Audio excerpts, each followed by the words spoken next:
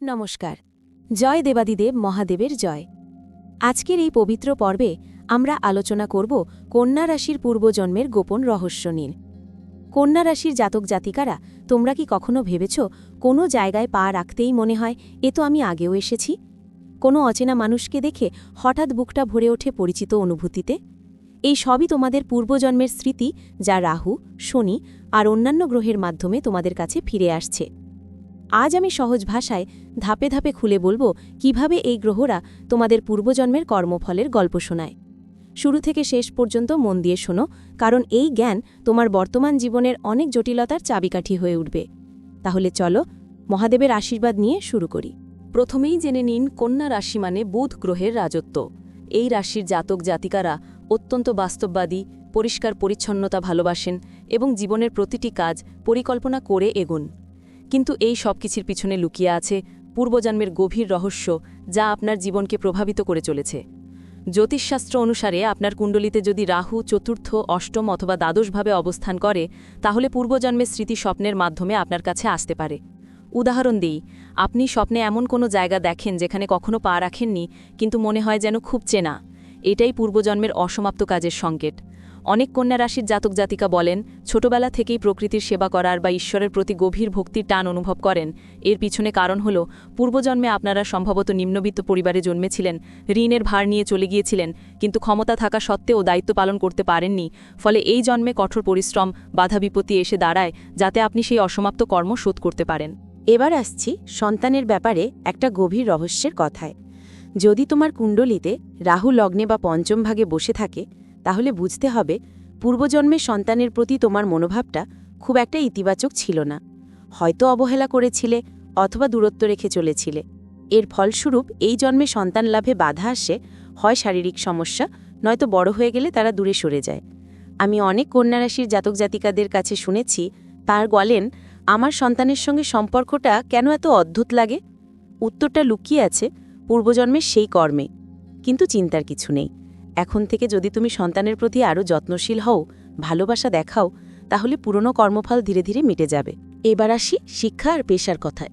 কন্যা রাশির জাতক জাতিকারা জন্ম থেকে কোনো না কোনো বিষয় বিশেষ আগ্রহ দেখায়, যেমন বিজ্ঞান, গণিত, চিকিৎসা বা মহাকাশ সংক্রান্ত ক্ষেত্র। এর পেছনে কারণ কি? দেখুন, যদি আপনার লগ্ন বা ষষ্ঠভাবে রাহু থাকে এবং বৃহস্পতি দৃষ্টি পড়ে, তাহলে এটা পূর্বজন্মের সংকেত।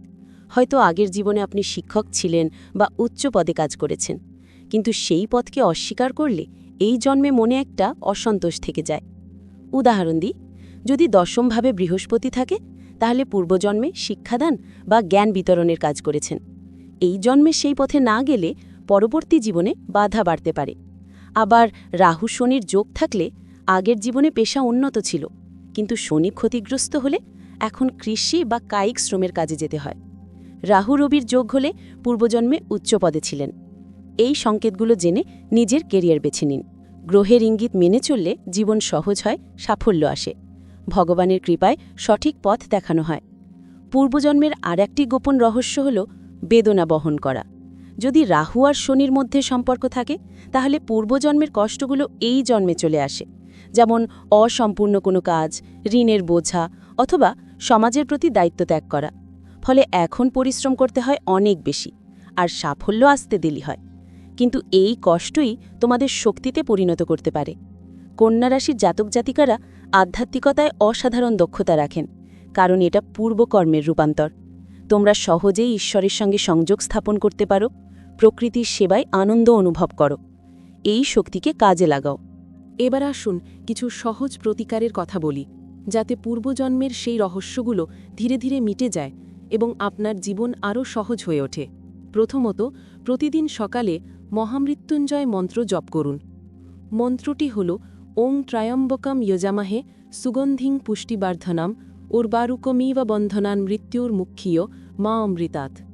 এর অর্থ হল, হে ত্রিনয়ন, আমাদের জীবনকে সুগন্ধে ভরিয়ে তোলো, সকল বন্ধন থেকে মুক্তি দিয়ে আমাদের মৃত্যু হতে অমৃততে নিয়ে যাও। মহামৃত্যুঞ্জয় মন্ত্র একটি সর্বরোগ হরণকালী মন্ত্র। এই মন্ত্রটি ভগবান মহাদেবকে স্মরণ করে রচিত। এই মন্ত্রটি জপ করলে মানুষ সব অশান্তি, রোগপীড়া ও ব্যাধি থেকে মুক্তিপ্রাপ্ত হয়। নিরাকার মহাদেবী মৃত্যুমুখী প্রাণকে বলপূর্বক জীবদেহে পুনঃপ্রতিষ্ঠিত করেন এবং অপার শান্তি দান করেন। এটি অন্তত 108 বার জপ করুন। এতে মন শান্ত হবে এবং অজানা ভয় কেটে যাবে। দ্বিতীয়ত, রাহুর প্রভাব কমাতে প্রতি শনিবার কালো তিল দান করুন। 1 মুঠো কালো তিল নিয়ে শিবলিঙ্গে অর্পণ করুন বা কোনো গরিবকে দান করুন। তৃতীয়ত, আপনার কুণ্ডলী অনুসারে পান্না রত্ন ধারণ করতে পারেন, কিন্তু অবশ্যই কোনো বিশ্বস্ত জ্যোতিষীর পরামর্শ নিয়ে নিজের থেকে পড়বেন না।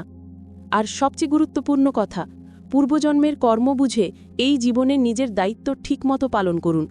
সন্তানের প্রতি, পরিবারের প্রতি, সমাজের প্রতি যা কর্তব্য তা সততার সঙ্গে করুন। এটিই সবচেয়ে বড় প্রতিকার। তাহলে মুক্তি নিজে থেকেই কাছে আসবে। এই ছিল কন্যা রাশির পূর্বজন্মের গোপন রহস্যের সহজ ব্যাখ্যা। যদি আপনার কুণ্ডলিতে এমন যোগ থাকে তাহলে কমেন্টে জানান, আমি বিস্তারিত বলবো। ভিডিওটি ভালো লেগে থাকলে লাইক করুন, চ্যানেলটি সাবস্ক্রাইব করুন এবং বন্ধুদের সঙ্গে শেয়ার করুন। জয় শনিদেব। নমস্কার, ভালো থাকুন।